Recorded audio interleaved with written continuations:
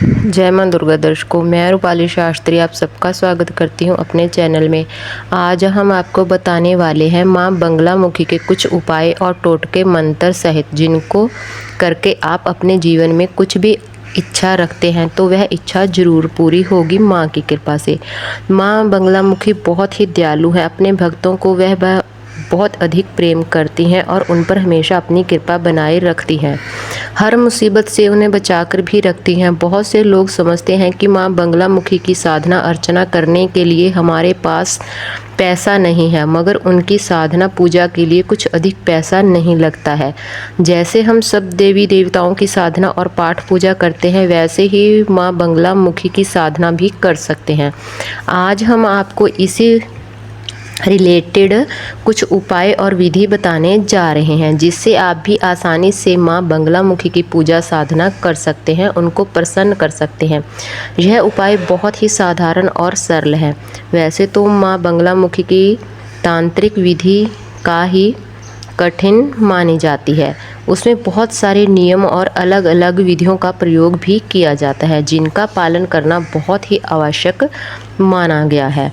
मगर आज हम आपके लिए बहुत ही सरल पूजा विधि का उपाय और टोटका लेकर आए हैं, जिसको कोई भी इंसान आसानी से कर सकता है। मां बगलामुखी की पूजा आराधना में पीले रंग का प्रयोग ही होता है। पीला आसन, पीले वस्त्र, पीली माला, हल्दी की माला, मां को पीले फूल, पीला प्रसाद, पीले फल, पीले श्रृंगार, यह सब सामान पीले रंग का ही होना अनिवार्य है। मां का अभिषेक भी हल्दी डालकर ही किया जाता है।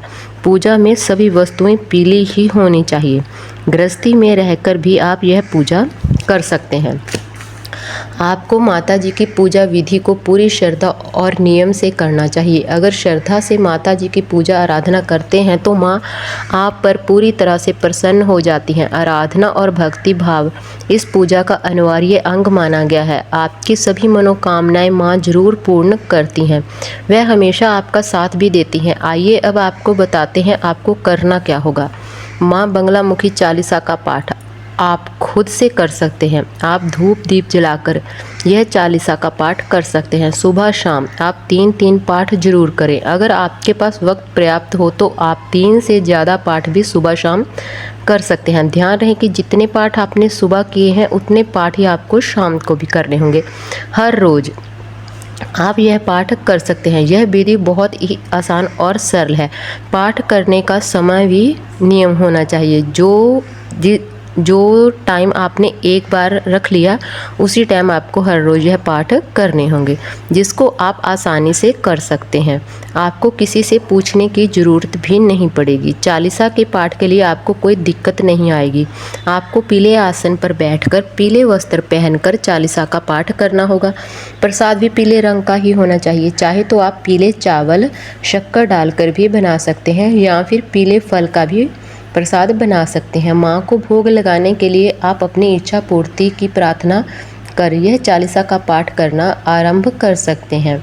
अगर आप किसी कोर्ट कचहरी के केस में फंस चुके हैं और अपने शत्रु और विरोधी आपके जीवन में परेशानियां लेकर आ रहे हैं, तो आप माँ बगलामुखी की पूजा आराधना कर सकते हैं। माँ बगलामुखी के तंत्र मंत्र में अनेकों ही शक्तियाँ पाई जाती हैं। शत्रुओं को शांत और पराजित करने के लिए माँ बगलामुखी का आराधना उपासना इस संसार में सबसे अधिक की जाती है। अगर आप सभी तरफ से शत्रुओं और परेशानियों से घिर चुके हैं, आपको कोई भी रास्ता नहीं मिल रहा है जिससे आप इन सब से बाहर आ सकें, तो आप यह उपाय जरूर करें। आप एक लकड़ी की चौकी लेकर आएँ, उस पर पीला वस्त्र बिछाकर उस पर माँ बगलामुखी की फ़ोटो या मूर्ति स्थापित करें। उस पर पीले रंग की ही चुनरी उड़ाएं और श्रृंगार भी पीले रंग का ही डालें। उसके सामने घी का एक मुखी अखंड दीपक जरूर जलाएं। उन्हें पीले फूल, पीली मिठाई अर्पण करें और फिर माँ की आराधना पूरी श्रद्धा से करें। आपको जब भी माँ से प्रार्थना करनी हो तो शत्रु को शांत करने के लिए ही करनी है।